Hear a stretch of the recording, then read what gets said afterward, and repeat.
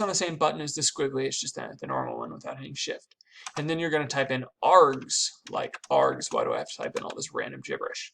And then you're going to open up another set of squigglies and then close that later on. If you don't have these numbers on the side, don't worry. It's just a feature I have turned on. It doesn't matter.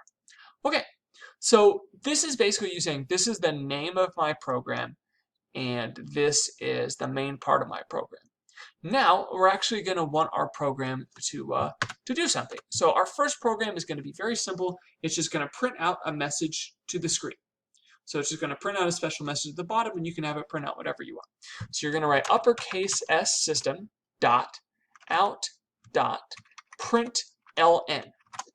Okay, and then inside you open up a set of parentheses, and then inside there you're going to type what you want to have. So we're going to type hello world. That's just kind of a programming tradition. And then I'm going to close the set of parentheses. And then I'll close the squiggly. Now, after I type a line of code like this, not like the declarations here and here, but just a regular line of code, I put a semicolon to end it. That's next to the L button. Okay, so now that that's done, this is actually my first program. Now we want to test that.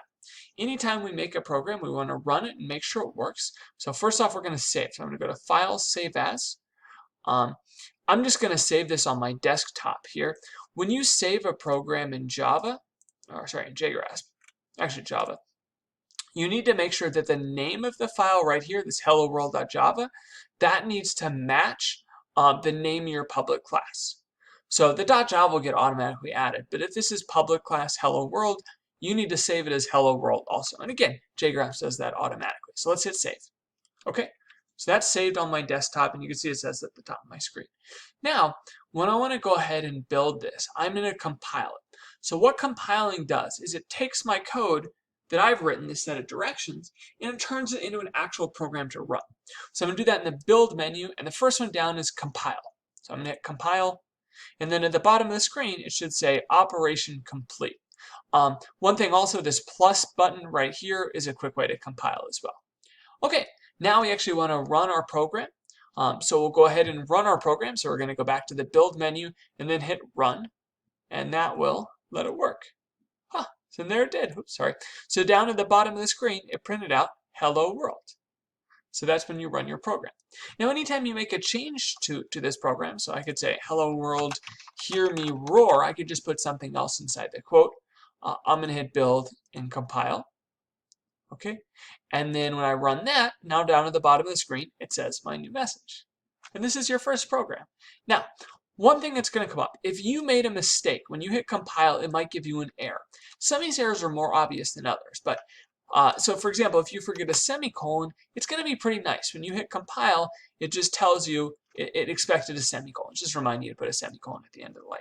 Some of them are a little weirder. So if you forget, for example, this quotation mark, you'll see how it kind of lights some stuff up in green, which may not be normal. Here, when you hit compile, it just says unclosed string literal, which doesn't really make much sense. But if you take a look, it points to that quotation mark.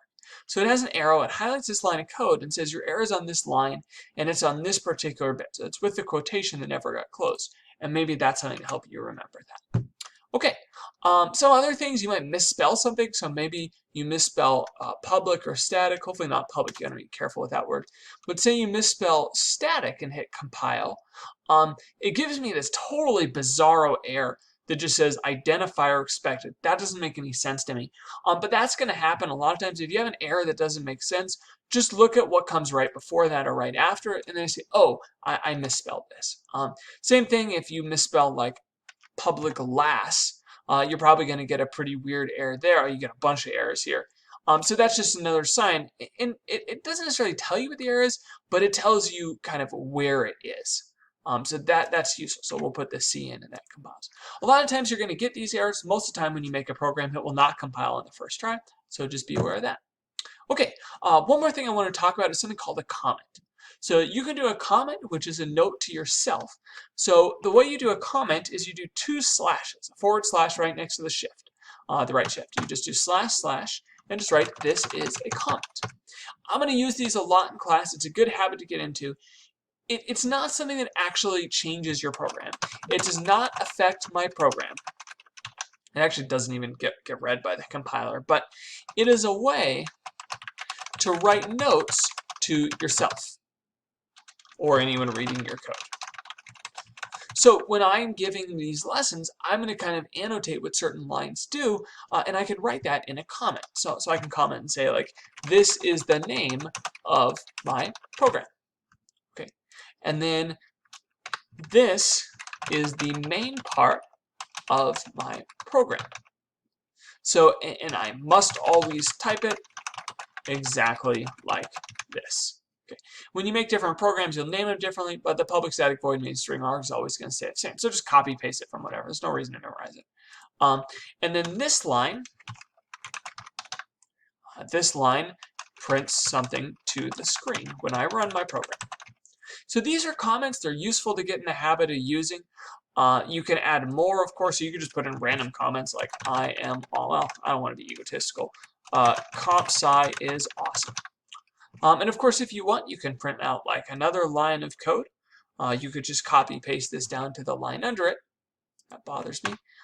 Usually we just hit tabs just to make everything kind of indented from one section to the next like this. And then now maybe we'll let a good throaty roar there.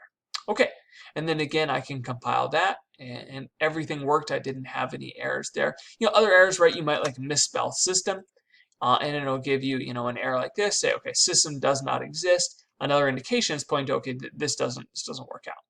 So it's telling you where your issue is. But troubleshooting those errors is part of the fun. Okay, so we'll compile that and we'll run that, and there we go.